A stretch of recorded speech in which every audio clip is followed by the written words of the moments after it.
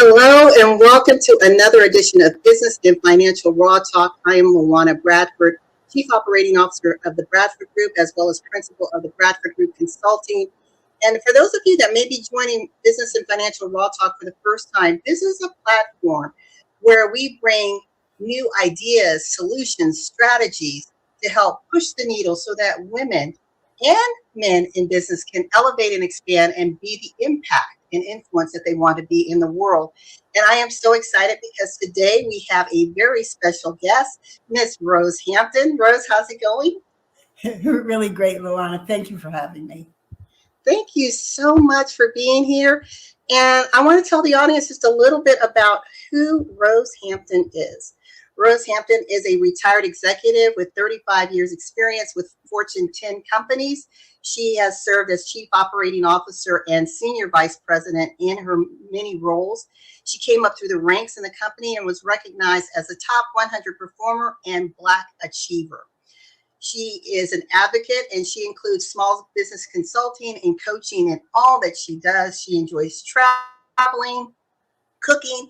She is a mother of 3, grandmother of 5, and she is the cousin to civil rights icon, Miss Rosa Parks, and she shares her yes spirit. And so today we are going to be talking about the dynamic and legacy of Miss Rosa Parks, but from a very different angle. And I want to just pitch it to you, Rose, to just tell a little bit about how we're going to structure this platform from what people have experienced in the past when they think of Rosa Parks. Thanks, LaWanna, and thank you for that lovely introduction. Yeah, so thank you for the opportunity to have yet another conversation about just a warm, wonderful, and accomplished woman. And usually when we have a conversation about Rosa Parks, we're talking about the Alabama bus boycott and her life and her role in history. And I thought maybe today we could have a conversation from a slightly different point of view. We're human beings, yes? Yes. But more often, our conversation is more like we're human doings. We're always having conversations about what we did or what got done or what she did, like that. And so I thought maybe today we'd focus on some of who Rosa Parks was being that had her sit, that had her stand, that had her accomplish what she accomplished. And we can look at the conversations that she left us from who she was being point of view. I thought that would be interesting, and I'd like to see where that takes us. I love that. And what I'm going to do is show a presentation here, because for some of you, we have different generations on our platform. Some of you may not know a lot about Rosa Parks. It is possible. And so I'm going to turn it over to you, Rose, to just give a little introduction before we go into some of these very impactful characteristics that are for today's woman. Perfect, LaWanna. So just a little bit about Rosa and the Alabama bus boycott. So I love this slide. I love this picture of Rosa, and I love what Rosa said, right? She said at the time that she was arrested, she had no idea what she was starting, right? What this would all turn into. It was just a day like any other day. The only thing that made it really significant was that the masses of people joined in. So I love starting here because, today your audience is joining in with us to have this conversation, and participation is what makes a difference. So yes, Rosa sat, but the entire community participated and together created an opportunity for us as a race class of people that we're working from that platform today as we, go forward in inclusion and equity and diversity. So if you'll turn. I love that introduction, Rose, because most people, when you look at being that catalyst to life-changing movements, you typically don't wake up and say, today I think I'm going to start a movement. Right. It was just the perfect opportunity with the perfect circumstances that allowed her to be this catalyst that continues to, I think, serve as a wind beneath our wings as we still move and press forward to those issues that are still very relevant today. Yeah, so true, LaWanna. Before I talk about the slide, I'll just add that, Rosa said she really wasn't paying attention because she had had a run-in with this particular bus driver on a couple of prior occasions. And she said if she had been paying attention, if she had noted that he was driving the bus, she would not have gotten on. But she didn't. She got on, she paid her money, got off, went to the back door, got on and took a seat in the colored section of the bus. And then as more white passengers got on the bus and there were no more seats available for white passengers, the bus driver kept moving the sign that said colored only back a row until it finally got to where Rosa was sitting. And she was upset. She was like, here, to herself, right? Oh, here we go again, right? And he asked her to move and she didn't. And then finally he said to her, if you don't get out of that seat, I'm going to have you arrested. And in her quiet, inimitable, and respectful way, she said, sir, you may do that. And sat. And it was just in that moment. Some people say, oh, she was, she had worked all day, she was tired. No, she was tired of giving in to that kind of injustice. And in that moment, she chose to sit. And that was the spark. One never knows, does one? I love that. And I love that you're here, Rose, because you're helping dispel some of the myths. They take on a life of their own. And I heard that story that she was just tired, had worked all day, but you're giving a different perspective. She was tired of the systems, of the oppression, of being considered less than or invisible. And she's like, if you must, you must. Yes. And you'll see in some of these pictures that I'm going to show you. So let's move on, right? All right. So on that fateful day in 1955, Rosa sat. And she was arrested and fingerprinted. And we actually have one of those pictures as well. And we'll look at her face in a minute. And then, interestingly enough, it was Joanne Robinson was the president of the Women's Political Council. And it was Joanne Robinson who actually organized a one-day bus boycott, right, following Rosa's arrest. And that boycott lasted 381 days. Talk about participation, right? But there were so many things that went on that had the Alabama bus boycott persist until it was actually successful and caused change. So first of all, Martin Luther King, right, came to the front and took leadership of the movement. So that was the beginning of his taking leadership in that role and in the entire movement, right, for equal rights. And Martin Luther King was a superb organizer, and he, was really with the people, organized the people, met with the people on a weekly basis, checked in with them. How are you doing? Are you getting your needs met? Are you getting to work? Are you feeding your family?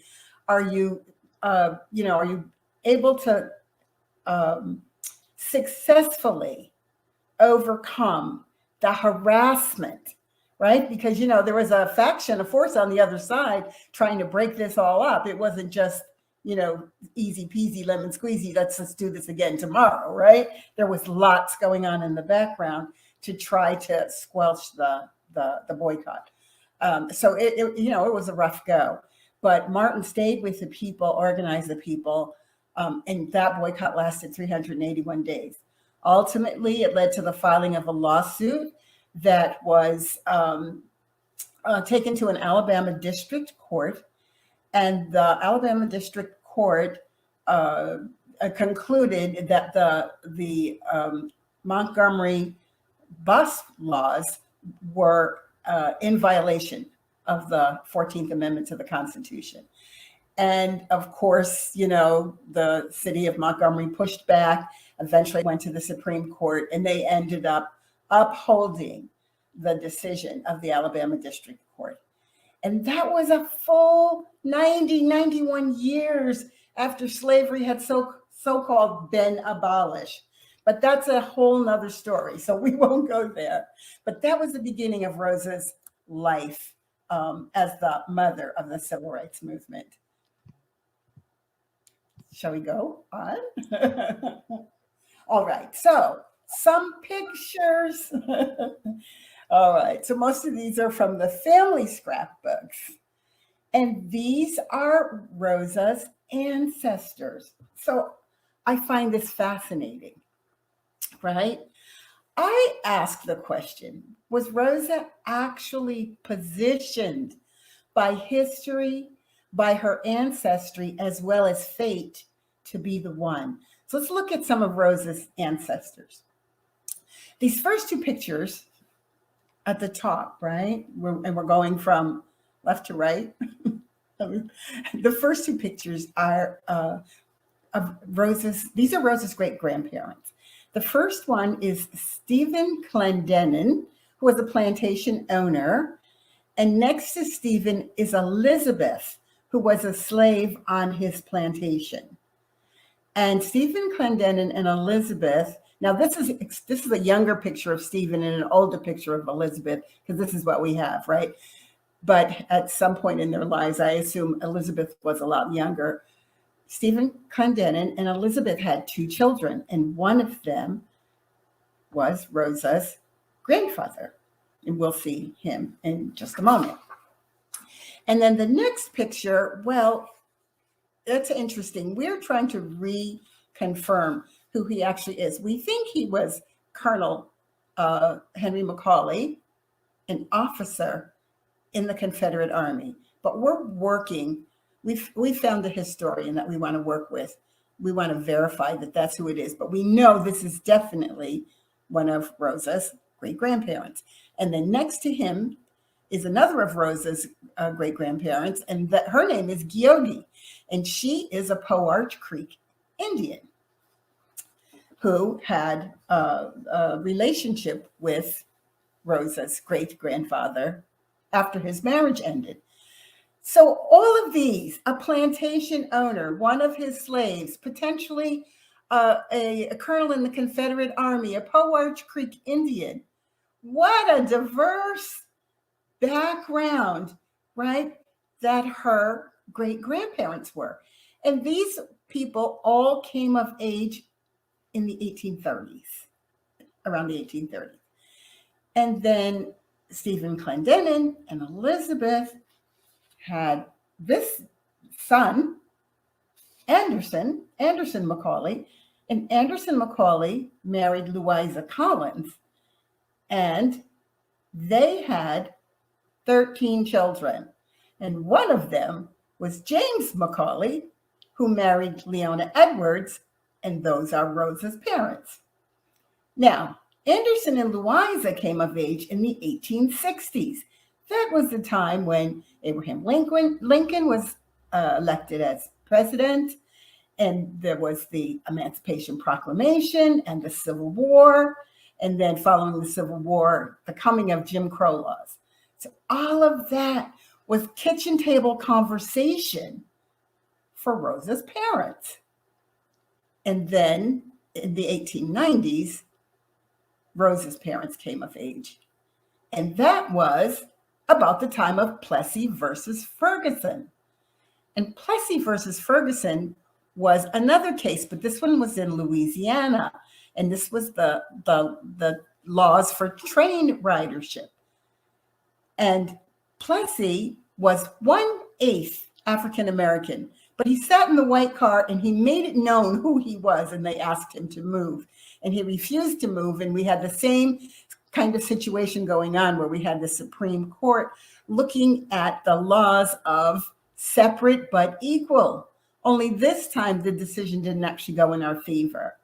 And separate but equal was declared okay. And we know, boy, that was a setup for Jim Crow big time. So this is what Rosa, these are the conversations, the family conversations that Rosa came from. Isn't that interesting, LaWanna?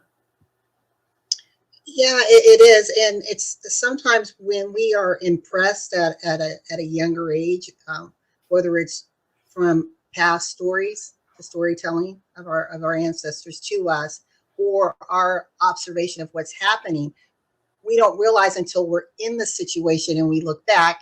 Hindsight is 2020. How it has influenced us for that pivotal moment in time. Yes. So flip the page. This is like a storybook. All right. So here's Rosa's family portrait. So here's a picture of this adorable little girl. I thought I'd show you. But then next to it is a family portrait. So you see Rosa here, and she looks to be about what, we'd say about 3 years old, something like that, 3 or 4, and her mom and dad. Now this is so interesting because I was doing a presentation for Black History. I think it was just last year. And there was someone in the viewing audience who was in the film industry. And he raised his hand and said, "Did you realize that those are not their real clothes? Those clothes are staged and the photographer put the heads on them." And, I didn't know that before, and I had never noticed that before. But in that moment, I was so moved to think, doesn't matter, whatever their station in life was at the time, if that's not the kind of clothes they wore on a daily basis, this is still the picture that sat on the mantle in the living room that Rosa looked at every day that she walked by. And that's who she saw herself as, right? Because you don't look down at yourself every day to see what you're wearing. That's the picture she got to look at of herself. And that's who she saw herself. I am somebody. I'm loved. I matter. Me too. Right? So I was so moved, and I was actually grateful to him for pointing that out. So, And that's so powerful because we know with women there's so many issues that we have as far as self-actualization, just embracing and celebrating the beauty of who we are, and sometimes it's what we see reflected back at us. Yeah. And Rosa was positioned to see, as you mentioned, this beautiful family setting, the support, this love. And so every day, that's, whether it was consciously or unconsciously, was impressed upon her being. Yes. Yes. And so, I love that you said that, LaWanna, because, sometimes on Facebook or some of the, social media apps, I see friends and other people that I associate with will put up these gorgeous photos. You can Photoshop so much stuff now, you can have a glamour shot, or there's so many things you can do, right? So we can, right now in this moment, we can encourage women to have an image of yourself that reflects back to you who you want to be, how you want to be seen. And take and have that somewhere where you see it all the time. Why not see yourself like that, right? Rosa got to see herself like that little girl in that sassy little dress with her parents, in grand style. Love it. So this is one of my favorite pictures of Rosa, right? I don't have a lot to say about this, other than when I look at this picture, I see this beautiful, vibrant, clear-eyed, present, powerful person. What do you see, LaWanna? I see the same thing. I see a woman who is, this picture just looks like there's hope. There's hope in her eyes. There's actually, I also see expectation for something on the horizon. And the one thing that I like about this is history has depicted Rosa, and this is just from my experience, as this elderly woman who wasn't going to give up her seat. But she wasn't old at that time. She was not. She was not. But in your mind, that's what you're thinking. Oh, they were picking on poor little old Rosa. And it's like, no, she was in her prime. She was. She was in her prime. And this picture is just a perfect example of that, right? Just vibrant. Yes. All right. Next.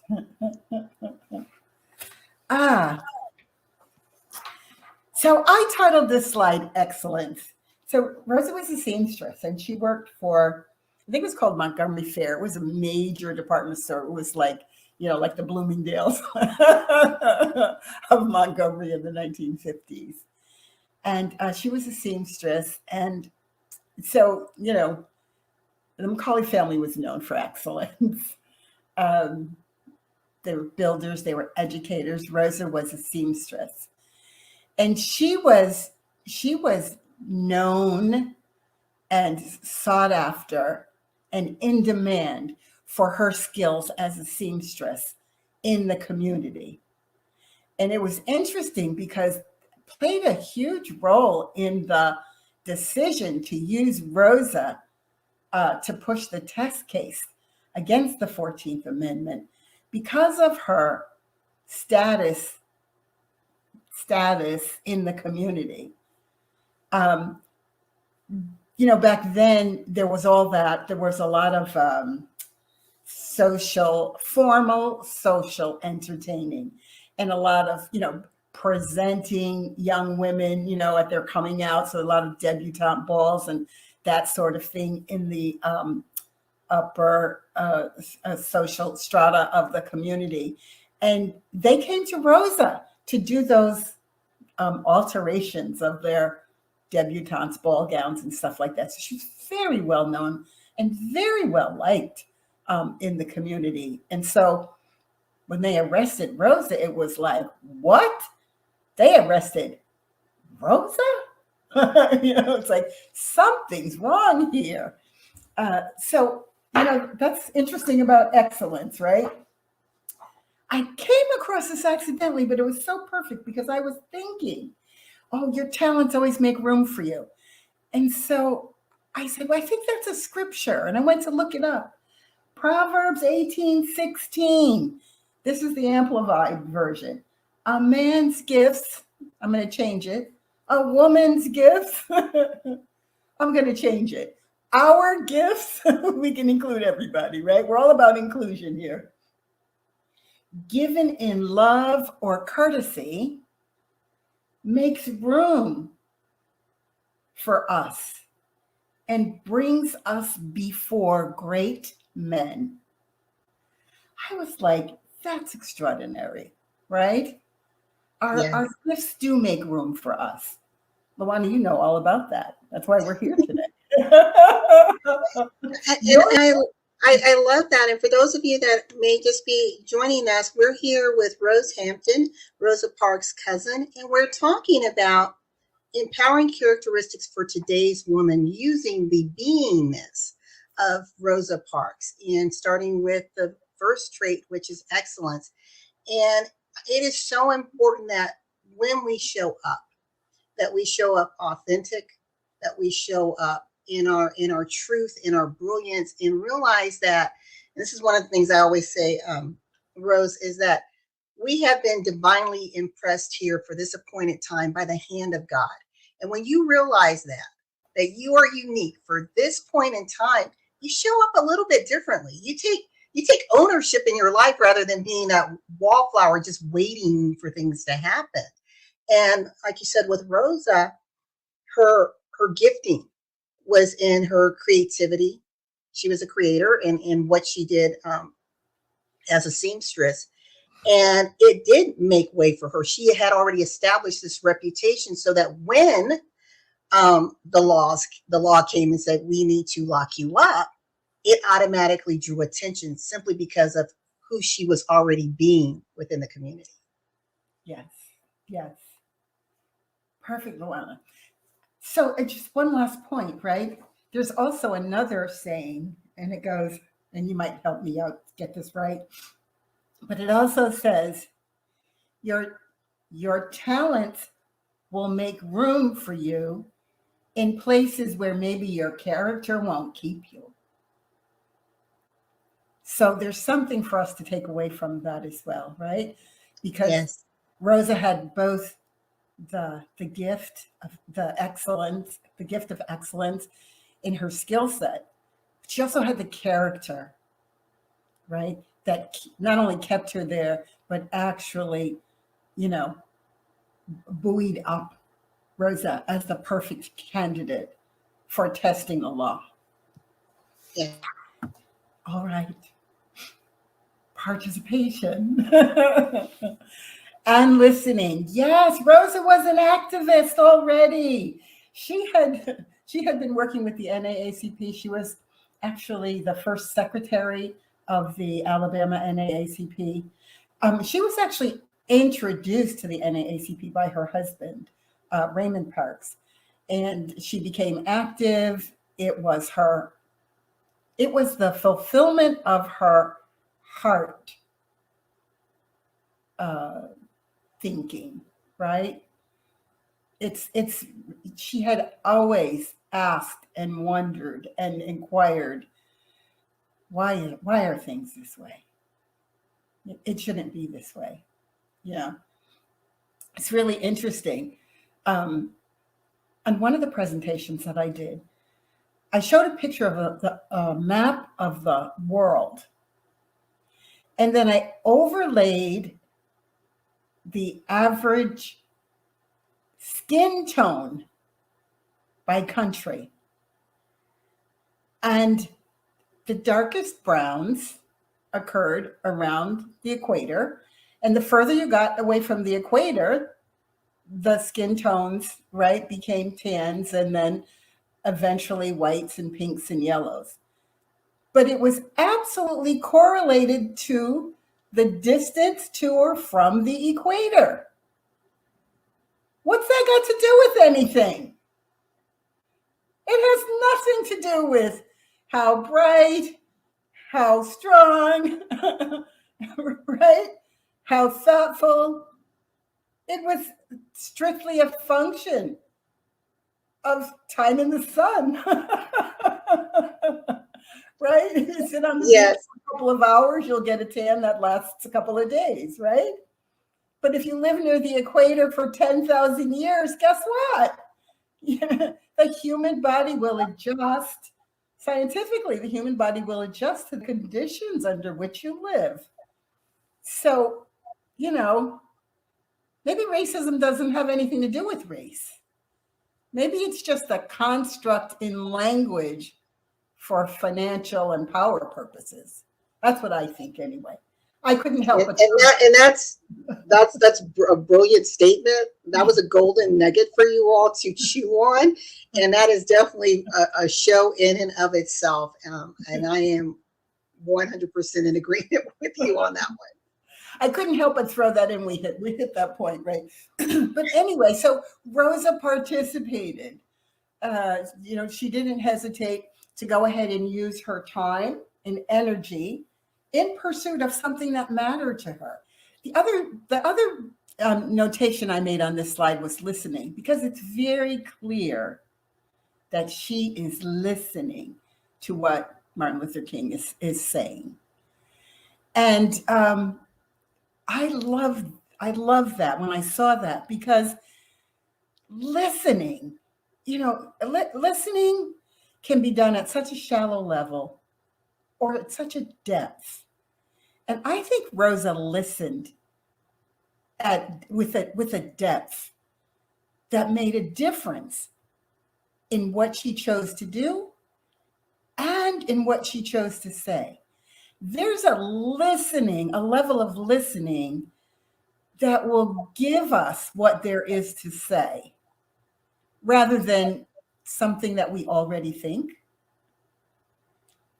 I was in a lecture one time, and it was, it was a non-denominational thing, and it was outside of the church, so I didn't expect to hear the word God come up in the lecture.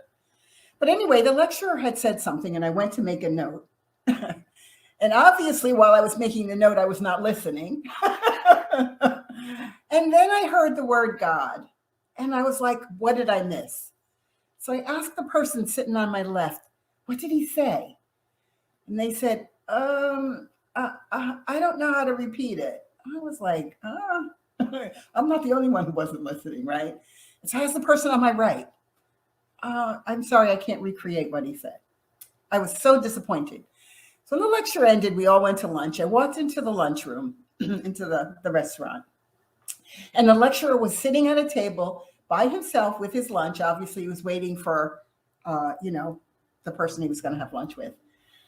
And I said, can I interrupt you? And he said, sure, sit down. Very lovely, right? And so I explained to him what had happened. I said, could you repeat what you said? He started laughing. He said, no. When I'm lecturing, I'm speaking, I'm present to something, I'm speaking it. I cannot tell you exactly what I said, but I do know where I was speaking from. Would you like me to just talk with you a little bit? And I said, yes, please. And what he said was, well, I can't tell you what he said. I actually can't recreate what he said, but I got a picture that has lasted with me for, ever since then.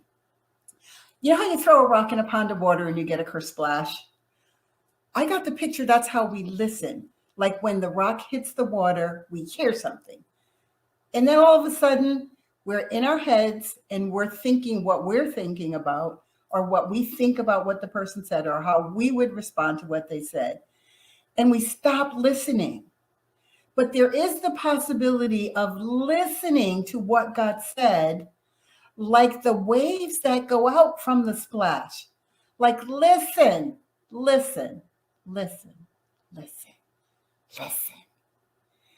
And maybe when you get to the edge of the listening, that's where we hear God.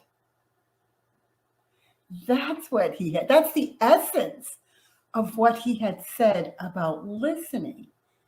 That's the kind of listening that gives you a whole different place to stand.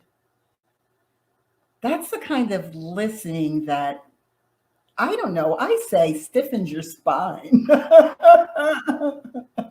You know what I mean? It's like a solid, I got it. And it makes you, I believe, more expansive as a person. As you said, when you get out of your own head and you just allow yourself to be basked with whatever information is coming to you, allowing yourself to understand before you respond. And as you said, if that kerplash is like that instant to cause us to, lean in a little bit, now let's pay attention to the ripple effects. Yeah. And what do we do with that? Because I know for me, one of the most frustrating things is when you're talking and you haven't even finished a thought and someone is automatically jumping right in and you're thinking, well, I wasn't going that way. Yeah, exactly. And it also I think it gives us the opportunity to recreate relationship, because maybe you'll hear the fullness of the other human being who's speaking in an entirely different way if you're willing to grant that kind of listening. Because Rosa was so compassionate. Where did she get that from? Maybe from her listening, right? All right. I think this speaks for itself. I love this. I can't believe the post office put out a poster like this. She remained seated and the mountains moved instead. I just love this, right? So bravo to the U.S. Post Office. We don't have such good things to say about the U.S. Post Office. And we can go on to the next, because here's how the stamp actually came out. Courage. right? So if you were able to get your hands on a sheet of these stamps, you should have the word courage on it. Extraordinary courage. The one thing I want to add with commitment and courage, and this is speaking to women, we tend to wear a lot of hats and we're doing a lot of things, and we realize, wait a minute, am I really operating in my lane of excellence? Am I really unfolding in my life that vision that I saw for myself? And we have to be committed, tapped in, tuned in, sold out for us. We have to have something that we believe in that propels us forward. Otherwise, we're just merely existing and kind of taking up space with no opportunity for impact. And I think with Rosa Parks, she was committed long before she took a stand. Yeah. Right? Yeah. Long before. Long before. Thanks, LaWanna. That was awesome. Now, generosity. Talk about generosity. Right? This is the epitome of generosity. She gave so much. She lost her job, her home, her community. They moved from Alabama within 2 years of the bus boycott incident. And she was willing to give up her marriage and, if necessary, her life. That is the epitome of generosity. And even though I titled this slide Generosity, I just do want to take a moment and ask you to look at her face. Do you see anger, fear, upset? This is not a staged photo. This is the real deal. Look at the face. It's just clear commitment, intention, and complete generosity. Yeah, I look at it and I think about, the story of Esther in the Bible, and, the words were, if I perish, I perish. But there was just a sense of boldness and integrity in what she did and how she approached the king. And that's kind of the same thing here. It's like she didn't know what the next day was going to hold for her. Yes. But she's there. It's like, okay, I'm here. I'm in it. There's no turning back now. Right? I'm in it to win it. You can go forward. And there you have it, right? She was committed. This goes right to what you said, LaWanna. She was always committed. She was always about access, equity, and inclusion. And so, here you go. Now you can enter the bus from the front, pay your fare, and take any seat that you choose. And that was not at all the way it was. The one thing that I think about, Rose, that is, it's just the African American journey, that, again, the things that she and others fought for, bled for, died for. Yeah. We are still fighting today, this access, equity, inclusion, belonging, diversity. It's amazing that we're still having these conversations. We've moved the needle somewhat, but yet there's, even with our U.S. president last June, he signed an executive order for diversity, equity, inclusion, belonging, and access. In 2021, he had to sign an executive order to say, hello, everyone, this is important. Yeah. I know it's. I don't even know what to say next. It's stunning, right? It is stunning, and I think it has something to do with, I think as the world browns, right? As the world browns, the segment of the society that wants to maintain the power, right, and the financial leadership is reacting. I feel like that's kind of, at the. Yeah, I agree. In fact, I was talking to, her name is Dr. Kimberly Harding, and she's a an expert in diversity and inclusion, and she speaks about allyship. But the one thing that she was talking about, and I loved how she symbolically framed the conversation about diversity and inclusion. She said, for us, we have to fight for our piece of the pie. Mm. But for others, you were just given the pie. Mm. But who is to say it was your pie in the first place?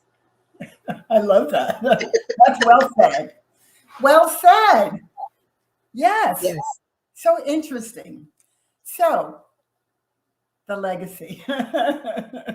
Of course, we all love this picture because we know what this picture represents, right? Yes. The accomplishment that, that Rosa was able to leave for us. But, it's so interesting. I was able to find a scholar who did a family tree on Rosa Parks back to the 1300s. Isn't that amazing? Can you imagine somebody could actually get that far back in history? But the reason why she was able to do that is because in the ancestry, I get to claim this too, I suppose. We go all the way back to King James I of Scotland. And that actually takes in a lot of English royalty as well. And someone had said, and I don't know where I saw it, I'll have to go research it and find it again. If we all could do our ancestry back far enough, every single one of us comes from kings and slaves. Kings and slaves. So I think about, Rosa's ancestry back to King James of Scotland, and then come all the way down to Stephen Clendenin and his slave Elizabeth, right? So, it's like we all came from Mesopotamia. We were all brown. And then, King James of Scotland was Caucasian and Rosa was brown. And you know what I mean? It's like it's almost like we're cycling through. And we're all the descendants of kings and slaves. So yes, right? The legacy of, equity and inclusion and access and diversity. It's like, what conversation are we really having? What is this conversation really for? Except, that there's a segment of society that wants to maintain the power and financial advantage. I can't get anything else out of it. Try as I might, nothing else makes sense. Agreed. Right? Who said it was your pie? What do we have next? Well, I know we have just a few more minutes and you have some amazing family photos you want to take us through. Well, let's see what's there. So, we can go quick. So this is my dad and Rosa, who are actually first cousins. Their dads are brothers. And Rosa was all about family. And it was really interesting because when we were together, and she came to everything. She was there for the wedding. She was there for the funeral. She was there for the family reunion. And when she was there, Rosa was being family. And don't ask her about this stuff. She wanted to be family. So I just wanted to show you that. And then this is just a collage. You could just have a fast peek, right? Rosa loved family. Family's important. Family are your primary relationships. Are you organized? My question, ladies, are you organized to attend to your relationships? Life is the people in your life and the conversations you have with them. Yes. So tend to your relationships. It's important. And do we have another? So this is Rosa's statue in Statuary Hall. We were really fortunate because Rosa made sure we were invited to everything. So we were able to be with her when Bill Clinton gave her the Medal of Freedom and when she received her Congressional Gold. And we were still invited when Barack Obama unveiled her statue at Statuary Hall, and her, all of her galas and birthday parties. And so, everybody gets to remember Rosa because she's been ensconced in history and in Statuary Hall in the Congress of the United States of America. Hats off to you, my lady. Yes, yes. And I think we got to the end of the deck. This is our lovely mother of the human rights, of the civil rights movement, and an elegant, graceful, faith-filled, courageous lady she was. And thank you for being bigger than you knew yourself to be, and everything that you've left us as motivation to be bigger than we know ourselves to be. Thank you, LaWanna. Thank you. This has been amazing, insightful, and to our listening audience, I hope you enjoyed this journey, this beautiful story from a family member who knew Rosa Parks personally, and to see how these different traits, these different characteristics are relevant for us today, that we can take hold of these lessons and become empowered to stand up and be the change that we want to see in the world. It doesn't have to be on the grand scale of a Rosa Parks, but it's within our sphere of influence. Because think about this, ladies, if you change one life, you've changed generations. And before we go, I'm going to turn it over to you, Rose, for closing comments. Thanks, LaWanna. Sometimes we're looking for the answer. I would say stay in the inquiry. Keep asking yourself, what is there for me to do now? What is it that I don't know or understand about why things are the way they are? How can I make a difference? Rosa never closed the book on anything. So let's just be open and stay in the inquiry, participate, listen, and make sure you have an image of the very best you, the one you are, the one you want to be. Thank you so much, Rose Hampton, woman extraordinaire in your own right, making a difference and continuing to, even though you're retired from corporate, you are a brilliant and bright light of example of what it means to be in your lane of excellence, continue to rise, and then even post, sharing those lessons learned for those coming behind you can be encouraged and know that they too can be a legacy in the world. So I want to thank you so much for joining me for another edition of Business and Financial Raw Talk. It was my pleasure. And to those of you that are listening, remember that in life, when your vision intersects with opportunity, don't sit down, stand up, seize the moment, and know that change is inevitable. Until next time, bye everyone.